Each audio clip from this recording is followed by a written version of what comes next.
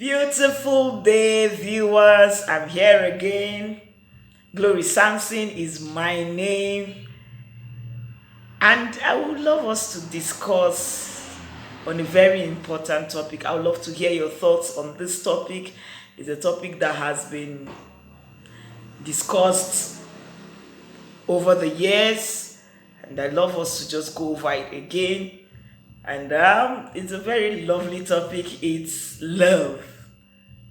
It's love. It's love. We all need love. I would love to hear your thoughts on the topic, this topic called love.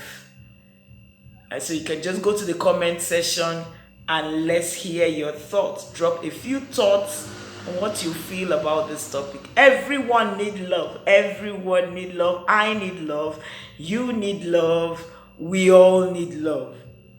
We all need love to survive. We all need love. Like I said, everyone need love. Love is something that everyone need, regardless of their age, regardless of their class, regardless of their status, regardless of our perspective, our varied perspective concerning love or about love. We all need love. We all need love. The bedrock is that we all need love. We all need love. I'm so excited. I'm super excited. Anytime I talk about this topic called love, I'm super excited because love is a lifeblood for living. Is a lifeblood for a good life. No matter your status, you need love. So the poor love, the rich love. In fact, that is the uniting force. That's the foundation. That's the foundation for every sustained and sustainable happiness. Love. Love. We all need love. Children need love. Young people need love. The elderly need love. We all need love. Like I said, not want love. Need. Love is a need. Need has to do with demand, so it eradicates choice. We don't choose to accept love. We don't choose to give love. We are required, we are mandated to give love. And we are mandated to accept love. So love is a need. Wherever the word need comes in, then choices is eradicated. So need has to do with demand. Everybody demands at every stage in life love. That baby needs love. That baby responds to love. Everybody created of God responds to love. Everyone created of God responds to love. So you can't just sit there and say, I'm not the loving type. I'm not giving to love. And no. No matter how hard a person is, no matter how hurt a person is, no matter how pained you are, you one way or the other respond to love. Now, whether love is communicated through soft touch or a moistened eye, it is the message that we need. The manner in which love is communicated is immaterial as compared to the message that is communicated. So it's the message that we need. It's the message. The method differs.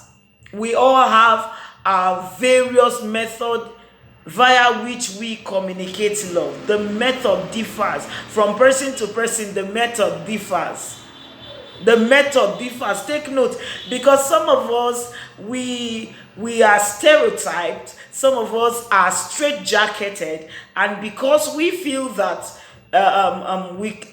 love should be communicated in a particular method, we are not open and flexible to receive love that is communicated in a different method from our view or from our preconceived idea of how love should be communicated.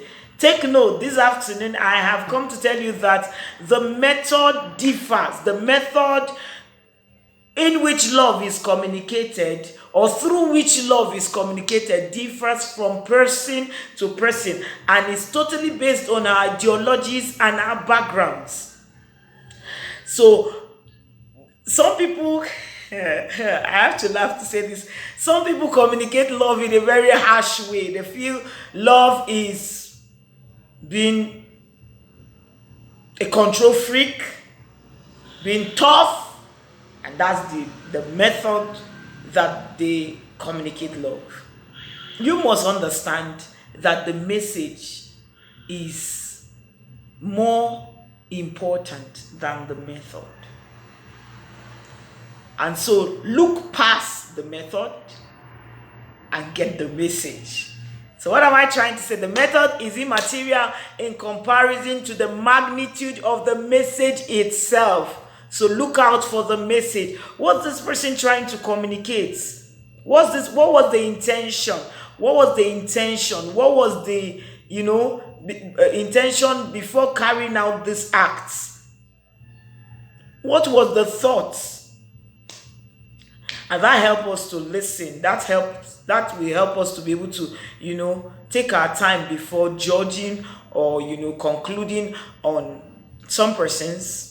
What can compete with love? What can compete with love? What can compete with love? Nothing. Nothing. There's nothing. There's nothing. Don't sit there and because you were once hurt and the hurt has made you shut out to say, I don't do this love thing. It's not for me. Even the person you're talking to. And in fact, for you to express yourself, you got love to be able to express yourself. This relationship thing is not for me. Love thing is not for me. Love is for everybody. Everybody needs love. Everybody needs love. As I'm talking with you, I need love. I love to be loved. I love to be loved. I love to give out love and I love to receive. What can compete with love? Love has kept the sick man alive and has made the healthy man sick. What a word. What a word. What a word. Love has made the sick man alive. And so someone is sick and is in an atmosphere of love. That person can come alive and it has made the healthy man sick. Some of us are love sick. You love someone and you've not seen the person and the person has not spoken to you for a couple of days and you're not feeling well. It's love that gives us courage and yet makes us afraid. It's love. It's love. It gives us courage. Courage, because of love, you can dare to take certain steps because the person that is pushing you or engineering you has given you so much backing. You feel that you're on top of the world. Some of us, when we're around our lovers, we feel that we're on top of the world. It has made us afraid. It has made us afraid. You're afraid to give your heart to someone. You're afraid to step into that relationship because you don't want to lose the person. It's not that you're afraid that the person will kill you. The fear is that you don't want to lose the person. You don't want what the person is feeling for you or what you feel for the person to just die all of a sudden. That's love. That's love. Love strengthens the feeble and makes the mighty weak. Love strengthens the feeble and makes the mighty, no matter how mighty that person is, mighty man, mighty woman. When that person is shown love, you just notice the person becomes very vulnerable. It makes the mighty weak. If given to the worthy, it is reciprocated and it's fruitful. So love can be given and love can be withdrawn. Love can be taken, love can be given. So if love is given to the worthy, if love is given to the worthy, it is reciprocated. It can be reciprocated and it becomes fruitful. If it invested on the empty opportunists, it can create a pain that nauseates the soul and afflicts the mind. If you invest love on an empty opportunist, it can create a pain that nauseates the soul and afflicts the mind. So mind where you are investing love, please. And that's why I'm here this morning. Mind where you are depositing love. Mind who you're giving love to. It can make the average person feel extraordinary. It has the ability to alter our perspective and heighten our vulnerability. That's love. It has the ability to alter our perspective. It has the ability to alter your perspective. Truly, it has. It has. It sure has. And that's why you must be careful who you're giving love to. You must be really careful. You must be really careful because it heightens your vulnerability. You become vulnerable. We are vulnerable to those that we love. We are vulnerable to those that we care so much about. And that's why sometimes children use it to manipulate their parents. Because that child knows that you love him. Because that child knows that you love her. And you'll be willing to go the extra mile to make them happy, to see smiles on their face. And so when they need something from you and they see that you're not willing to bend, they begin to cry. And because you don't want to see that child cry, that cry becomes manipulative. You now try to bend your rules because you want to see those smiles. So love heightens your vulnerability. You're vulnerable to anyone that you give love to. Please, mind who you are giving love to. It can be given and it can be taken. It can be withdrawn. So mind who you're giving love to. It's love that made Jesus to die and also made him rise from the grave. The reason he rose was because he loved. He died for love. He rose for love. What a wonderful world. What a wonderful way. What a wonderful way to express his love for us. That's the only person that could die for love. But he didn't remain in the grave. He rose because of love. No man can die for you. No woman can die for you. And because they cannot die for you, they don't deserve you dying for them. They don't deserve you dying for them. The problem is that if you die, you might not rise. You're not Jesus Christ. So you might not rise again. But Jesus died for love and he rose for love. So that person you are laying down your life for, that lady you're laying down your life for, that man you're laying down your life for, is she deserving of it? Because even Jesus that died for us, he had to give us a choice to receive him. So people are still rejecting him till date. If Jesus died and it was because he loved, he died. And people are still rejecting him. How much more you? You can't kill yourself. You can't kill yourself. So the first step to enjoying a world filled with love is loving yourself. It's loving yourself. You must love yourself. You must love yourself enough to dish out love. You must love yourself enough to be able to dish out love to someone out there. And some of us don't love ourselves. Some of us don't love ourselves. I tell people, what you cannot give yourself, you can't give to another. What you can't give yourself, you cannot give to another. And so that sacrifice, all those drama, all this hypocritical drama we are doing in relationship is just a charade. You need to love yourself to be able to dish out love. Everyone growing up will want only one thing. Everyone growing up want only one thing. And what's that thing? To be divinely in love, happily married, raise wonderful kids, and live a good life. That's the desire of every individual. As we're growing up, while we're playing, you just say, I want to have a good home. You hear kids talking, I will have good children. Some of them, you see them even playing with children, calling them their babies, even having to feed them. That's our desire, that while we grow up, while we advance, we want to be divinely in love, happily married, raise wonderful kids, and live a good life. Don't forget that in movies, the happily ever after stories are written by authors that can make their stories. So does happily ever after in marriage happens? Does it work?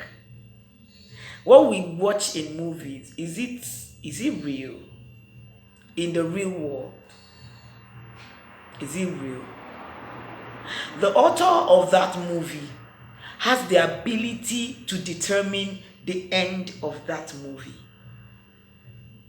But you that is getting into marriage, you don't have the ability to determine how that marriage turns out.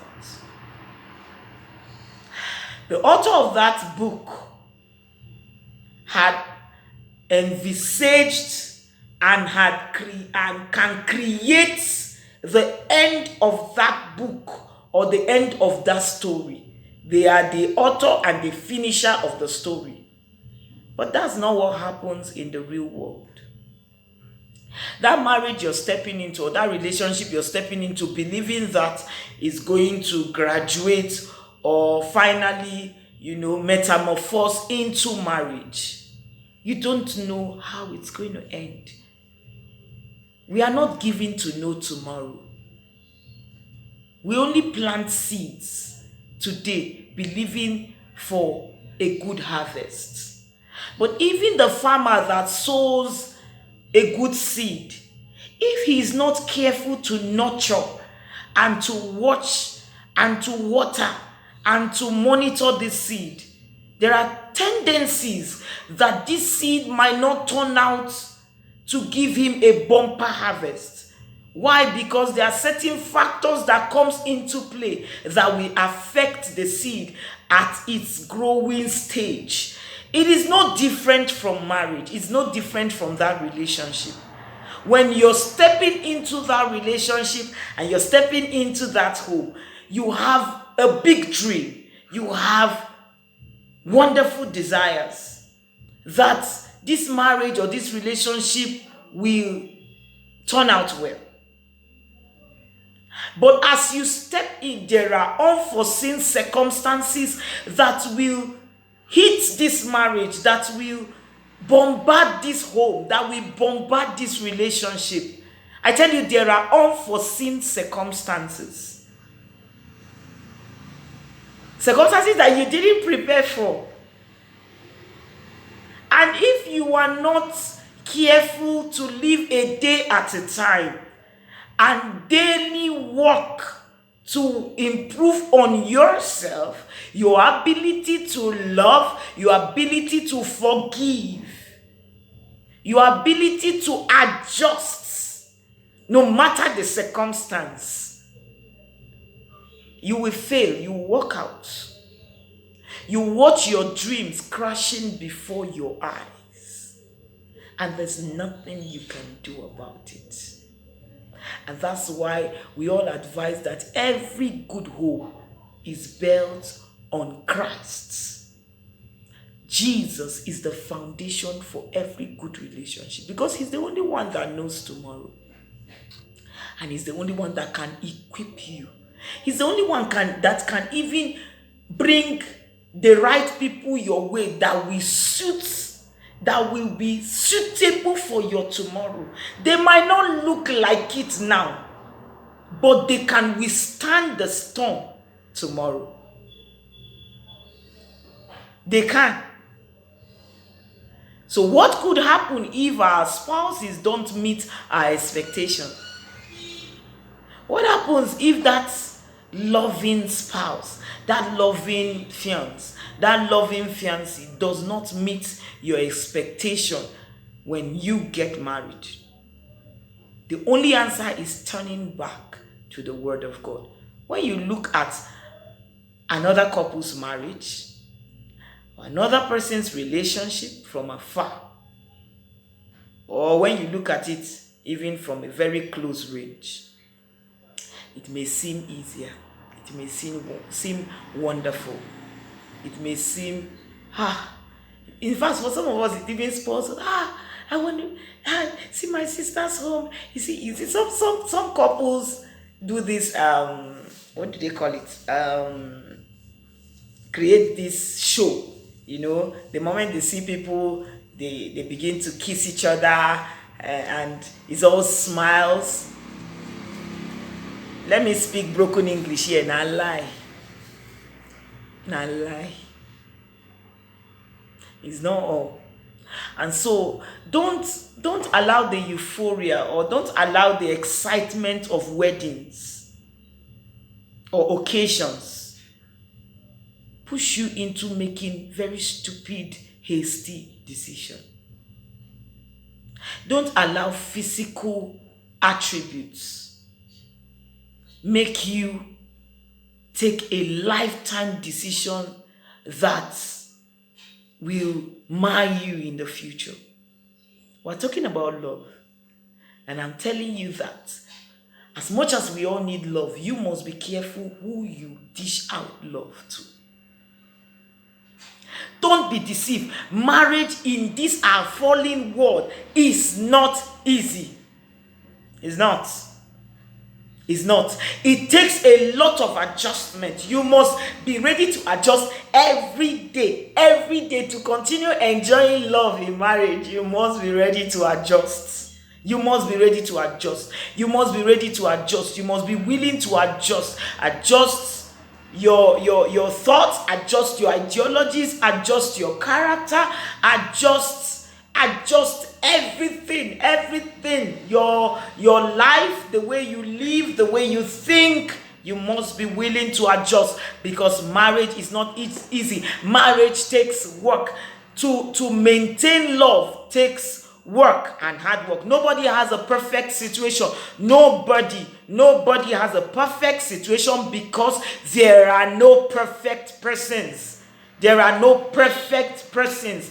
There are no perfect people. The institution called marriage is a perfect institution instituted by a perfect God. But the parties getting into it are not perfect. So don't say marriage is not good. Let your blame not be on the institution called marriage.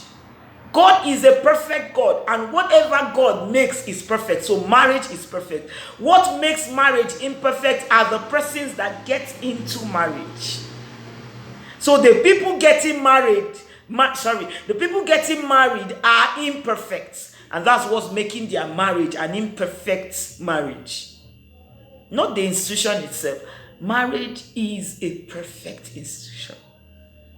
In fact, it was likened to the relationship between Christ and the church. And so what a perfect institution. But the parties getting into it are not perfect. They are not perfect. So there's no perfect home. We are all striving towards perfection. Marriage is a union of two people born into sin and living in bodies of flesh, inclined towards profound selfishness. Marriage is a union of two people born into sin. David said, in sin did my mother conceive me. They were born into sin and living in bodies of flesh. They are not spirits. They are flesh.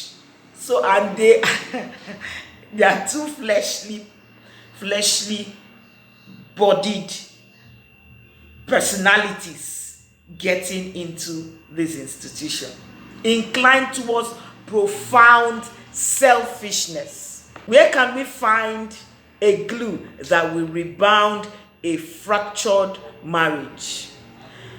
It's only our God that has that glue. It's only Jesus that has that glue. I'm speaking to both believers, churchgoers, unbelievers. If you are not born again and you're listening to this video, this is the right time to give your life to Christ.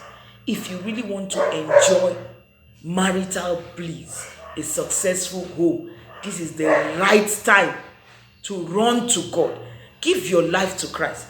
Because the only person that I've seen unbelievers that are unmarried, that desire to have a successful home, that suddenly started running to church. Some had to hide to go and see pastors. I've even seen Muslims, people of the other religion, that hide to go and see pastors to pray for them, for their husbands to return back to them, or for their husbands to love them. And they desire God in their homes. Don't get to that point where you have to start sneaking out of the house, sneaking out of your home, sneaking out of that relationship to look for God. This is the time to look for God so that you make the right choice. And He helps you make the right choice. It's only our God that has the glue that will rebound a fractured marriage. An intimate daily walk with God is the most crucial element for holding a husband and a wife and a family together. An intimate daily walk with God. An intimate, the word, the emphasis here is intimate. An intimate daily walk with God is the most crucial element. You cannot hold any man. You cannot hold any woman. You can't stop infidelity in marriage. You can't even, your beauty cannot hinder a man from committing adultery. You cannot. Your shape will not stop the man from looking outside. Your provision will not stop the woman from looking outside. I'm telling you. The only one that can help you keep your husband, keep your wife, keep your children is God. And it has to do with an intimate daily walk with God. Is Christianity a magic carpet ride for a happy home? Being a Christian is not a guarantee for a happy marriage. Marriage takes work. Marriage takes work. And you have to be intentional. Marriage has to do with a massive infusion of God's grace and solid understanding of the precepts and the commands in God's word. So that you're just a Christian, a church goer, a church attendant, it does not guarantee a happy home. You must be intentional in obeying, in infusing God's word, God's command in your home, where He says forgive. Sister, forgive. Brother, learn to forgive. Learn to let go. We see a lot of believers having difficulty forgiving, having difficulty in letting go. You keep making reference to issues that have been settled and buried. You must be intentional in implanting and obeying God's command in that home. God will not do the work for you. You will do it yourself. Love does not just happen. You make up your mind to love. Love is responsibility. And so when people say love does not keep marriage, love does not keep a home, I tell them you're lying. What is love? Your understanding of love is what is making you feel love does not. Love is not infatuation. Love is beyond infatuation.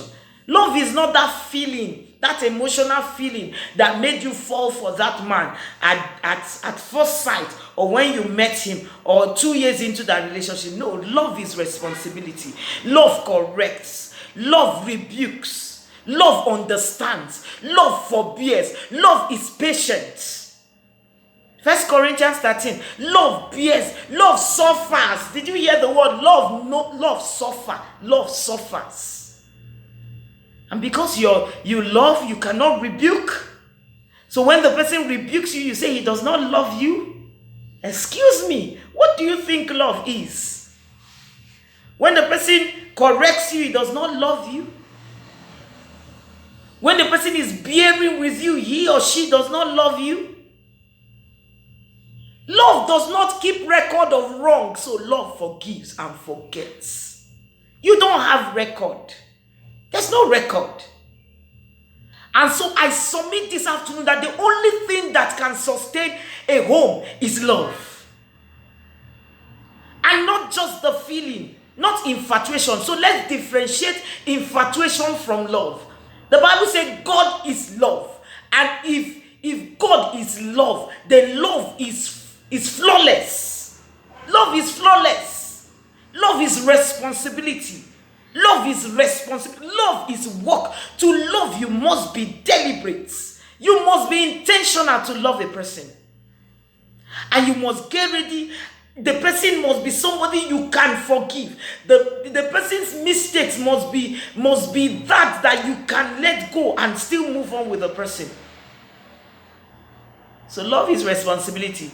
Love goes beyond the feeling. So if we're saying love does not sustain a home, you're talking about the feeling. Love goes beyond the feeling. And if God is love and God instituted marriage and he said, men, love your wife, then he knows that love is possible. It's possible to love. It's possible to love. In love is correction. In love is patience. In love is kindness. In love is rebuke. In love is forbearance. Love is a complete package. So let's stop separating love from the responsibilities and the obligations that love comes with. Take notes, ladies. A man can only be your lover. He can never be your Lord. A woman can be your lover, but he or she can never be your love. That man or that woman is also in need of God's assistance. They also need healing. Most men live to impress women. And sometimes they are so desperately, in need of help. So because they seek to impress you, they begin to make promises that they cannot keep. Because she's seeking to impress you, she begins to make promises that she cannot deliver. These men that are making these promises, they are desperately needing to find God. They need God. Your husband needs God. Your fiancé needs God. You also need God. And when the God factor is between the both of you, and all of you are striving and helping each other to find God, you will find love. I say it, when you have couples or parties or friends that help each other to find God, they will find love. They will naturally love themselves. They won't struggle to love themselves.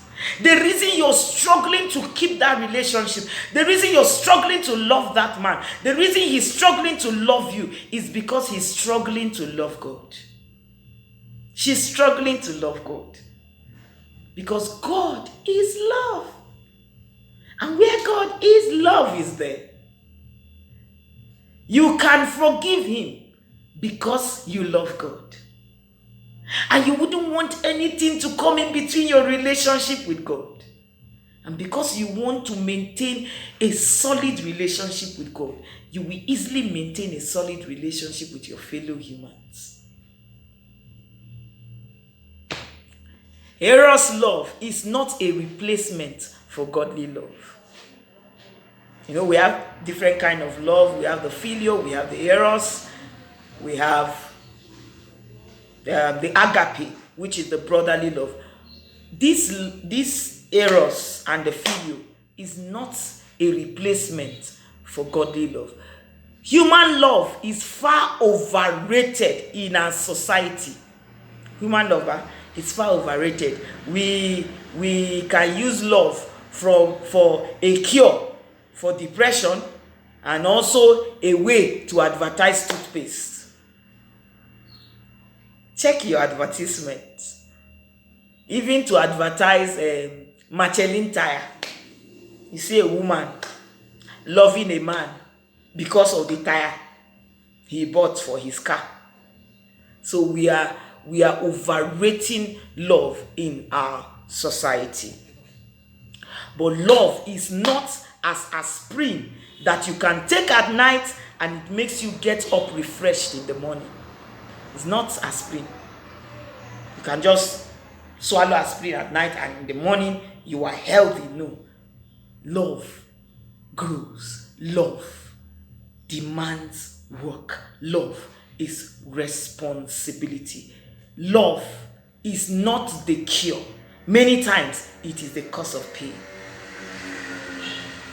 Many times this thing love it brings pain.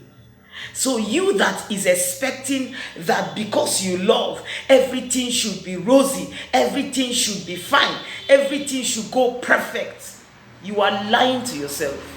In fact, it's because you love that you're going through that pain. It's only the person you love that is strong enough to make you cry. In fact, the reason you're crying is because there's love inside. Oh, he hurt me. If you don't love him, you wouldn't even allow him hurt you. Or you wouldn't even allow her hurt you. And that's why we're telling you, be careful who you're giving this love to. Because they will cause you pain. They will step on your toes. But because you love, you will not walk away. You can't easily walk away from people that you genuinely love. You cannot. And that's why some of us are still in marriage till tomorrow, till forever, because we love and we understand what love is. I came to explain and to change your perspective of love. It is not always a cure, it causes pain. So when you're going through that pain, know that it's because of love that you're going through that pain. It hurts to love. I say it again, it hurts to love, because we are never hurt by those we care nothing about. If you don't give a shit about someone, that person cannot hurt you. And that's why certain persons do some things around us and you're like, and people are like, didn't you notice? I did not. Why? Because there's nothing between you. There's nothing going on. But for those that we love, even things that ordinarily you would have overlooked, you pick offense because you're not expecting that person to do that. Why are you not expecting? You're expecting too much because you love. No investment means that there is no potential for loss. You're not investing, it means that there's no potential for loss. As long as you are investing in someone, there is a potential for loss. So prepare for the rainy days.